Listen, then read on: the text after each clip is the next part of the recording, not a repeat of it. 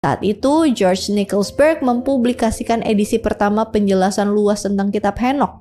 Sejak saat itu, banyak seminar-seminar yang diadain buat membahas tentang literatur Henokh.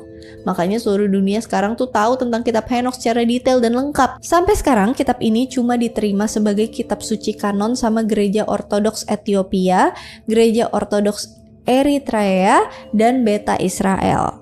Meskipun para sarjana modern nganggap kitab ini sebagai pseudepigrafa atau tulisan rekaan yang dibuat-buat, tapi hal ini masih jadi perdebatan karena ada beberapa bukti yang mendukung keaslian kitab ini. Contohnya ada beberapa versi paralel dari kitab Henokh yang biasa ditemuin dalam Alkitab kanon, seperti yang dimention dalam kitab Perjanjian Baru, tepatnya di Yudas 1 ayat 14-15. Ayat yang dikutip di dalam surat Yudas ini emang diambil dari kitab Henokh. Coba deh kita bandingin sama Henokh 1 ayat 9 versi terjemahan Ethiopia. Seorang profesor Kristen bernama Peter H. Davids juga sempat ngebahas hal ini. Menurutnya Yudas nganggap kitab Henokh sebagai firman yang berasal dari Allah. Selain itu, kutipan surat Yudas yang bilang Henokh sebagai keturunan ketujuh dari Adam jelas diambil dari Henokh 60 ayat 8. Bukti lain yang mendukung kebenaran isi kitab Henokh bisa kalian lihat di Perjanjian Lama, tepatnya di Kejadian 6 ayat 1-3. Meskipun gak sedetail yang ada di kitab Henokh, tapi di sini juga dijelasin tentang para fallen angel yang mengawini anak-anak perempuan manusia.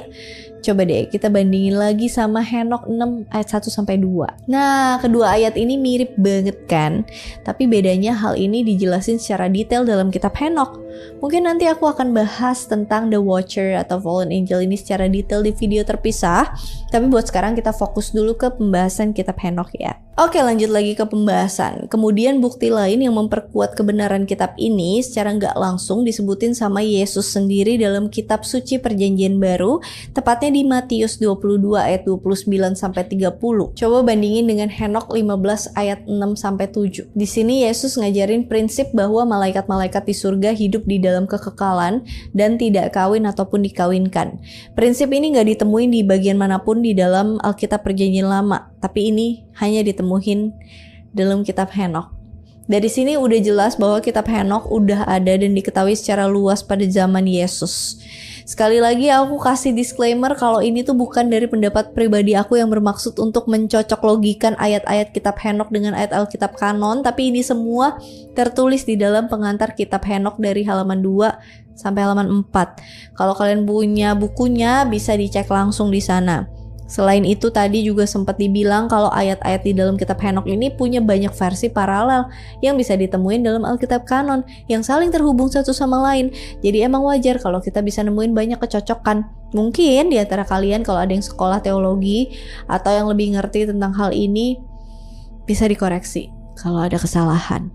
Intinya semua itu balik lagi sama kepercayaan kita masing-masing karena kita bebas memilih mau percaya sama apa yang tertulis di dalam kitab ini ataupun bisa juga memilih untuk menganggap kitab Henokh ini hanya karangan seperti yang dikatakan para ahli Alkitab dan sarjana Kristen.